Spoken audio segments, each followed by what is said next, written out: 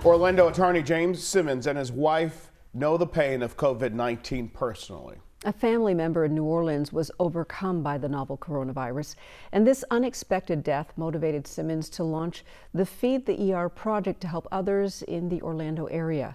Attorney Simmons joins us tonight from Orlando. Thank you so much for being with us this evening. Thank you. Tell us, can you, about the inspiration about Feed the ER, about your personal situation? Yes. So basically, about 3 weeks ago, my wife and I, we were grieving the loss of her uncle.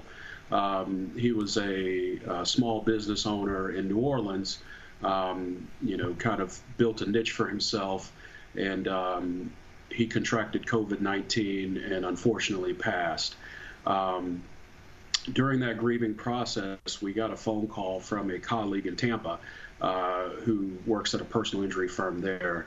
I'm a personal injury attorney myself, and we connected, and she was telling me about this movement that she brought to Tampa, whereas they were providing meals to the frontline staff at the ERs in Tampa through local businesses, through local restaurants and pizzerias, things of that nature.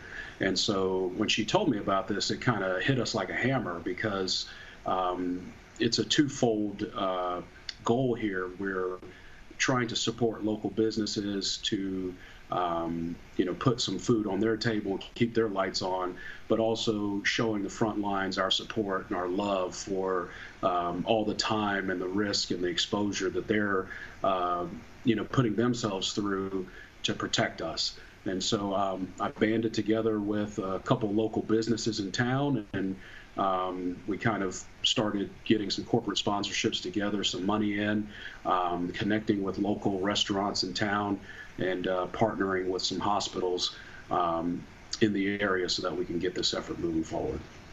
You've been feeding the ER, and that's what your organization is called. What has this personally been like for you to go and to see these people who are working on the front lines? What has it been like for you, and what's that experience been like to see their faces when you're giving them some food out? It's the most fulfilling thing ever. I'll tell you. It's a simple thing of some of the nurses, they'll come out and they'll tell us thank you, or obviously a lot of them have to be safe. They want us to kind of deliver the food there, and they'll take their individualized plate somewhere to eat in isolation. But we'll get a message through Facebook, or we'll get a message through Instagram saying thank you, and you've brightened our day. And it's really about kind of letting them know that the community is behind them and kind of supporting them, especially in a time where they're already in a business, or they're already working in an environment where getting a break is tough. I mean, they're running the halls, they're checking on call bells, or giving somebody treatment, and just getting a meal or something to drink is a commodity, especially now when there's surges of folks going to the ERs. And so just getting their expressions of appreciation is just awesome. How long do you think you'll be able to continue doing this? So we've got a lofty goal. We're trying to do this for the next 30 days. From our our investigation and discussions with some of the healthcare providers here, we know that the peak of the crisis, at least for Central Florida and pretty much the majority of Florida, is going to be within the next 30 days.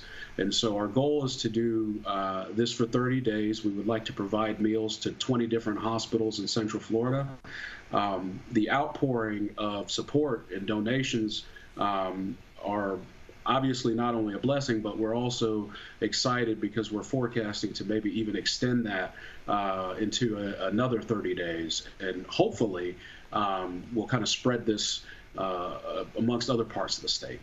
James Simmons, thank you so much. Thank you for what you're doing as well for all of those first responders there and everybody on the front lines. We appreciate you. Thank you so much. I appreciate your time and the opportunity. Stay safe.